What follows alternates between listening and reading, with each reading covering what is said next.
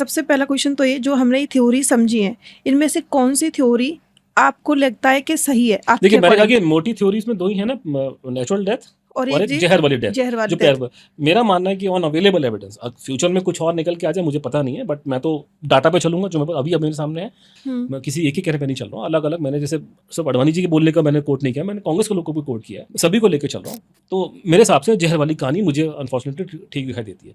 तो अगर जहर वाली कहानी ठीक मानी जाए तो इसमें बेसिकली इसेंशली 3 थ्योरी निकल के आती है, और मैं इकलौता आदमी जो ये समझाता है, बाकी कोई और मेरे अलावा कोई किताब है तब किसी की नहीं है, मेरे इकलौती किताब है।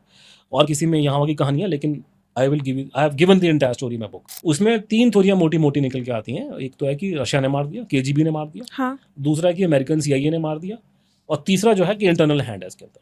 तो ये 3 थ्योरी है। तो अगर आपने जब तक रिजेक्ट कर दिया कि नेचुरल डेथ नहीं है, तो आपको सवाल का आंसर ढूंढना पड़ेगा इन 3 में।